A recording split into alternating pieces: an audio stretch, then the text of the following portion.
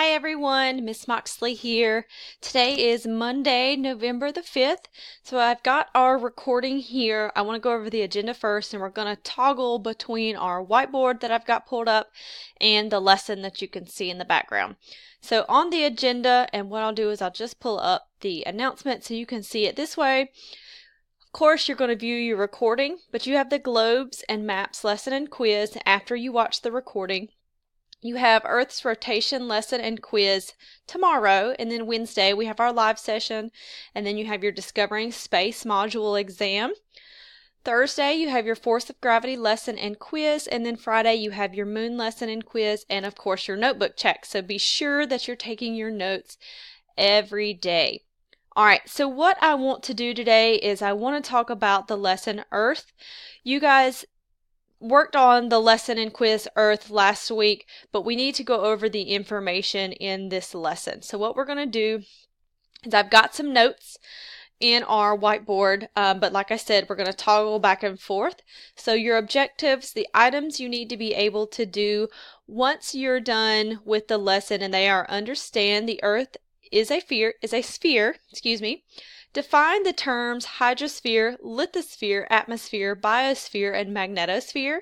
And then you've got your keywords, so your vocabulary terms. You want to make sure you have your definitions for these in your notes as well.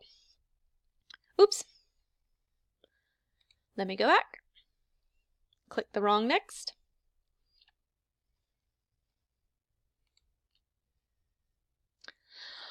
All right, so when we're talking about Earth is just the right distance from the sun to support life. So it's not too hot and it's not too cold.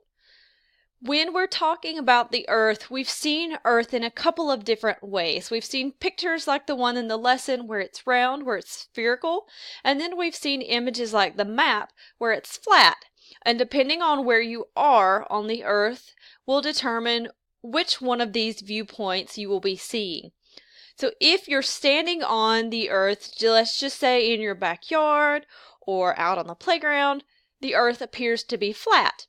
But if you were out in orbit, the Earth would appear to be spherical, or if you were out in the ocean on a boat, the Earth would appear to have a slight curve, so it would also appear to be spherical then as well. And then of course we also said maps. When we look at a map, the Earth appears to be flat. When we're talking about Earth, and let me get us to the next page here. So make sure you have these question and answers written down in your notes, just in case you were to see them again on your quiz. They're good to have for review. Let me keep going. There we go. This was the picture that I wanted in the background. So when we're talking about Earth is the third planet from the sun, and it's the fourth inner planet. Earth consists of 75% water, and it has 4 spheres. They are atmosphere, hydrosphere, biosphere, and lithosphere. So all of these are your vocabulary terms, and you can see them on the image: atmosphere, biosphere, lithosphere, and hydrosphere.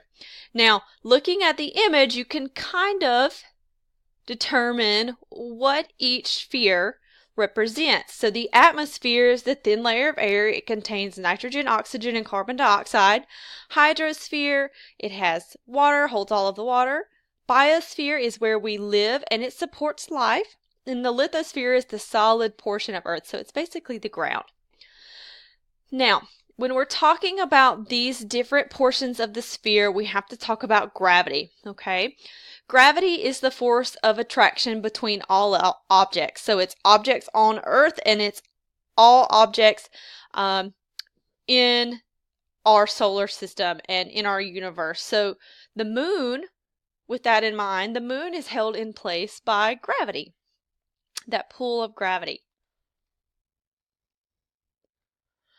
All right, magnetosphere. We need to talk about magnetosphere. This is another sphere. And the magnetosphere is Earth's magnetic field. It has poles. We know the North and the South Pole, and is magnetic due to moving molten metal in Earth's core. And we'll learn more about that later on. But the magnetosphere helps to shield the Earth from harmful radiation.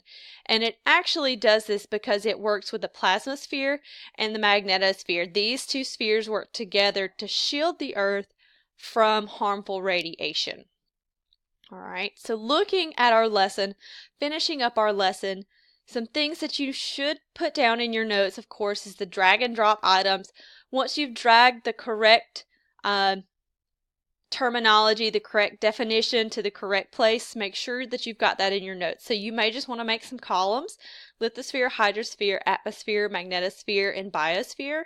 And each time you drag the correct definition or the correct description over, make sure you put it under the correct column or the correct category. In this case, they would be spheres. Our categories would be spheres. Make sure you've got that in your notes.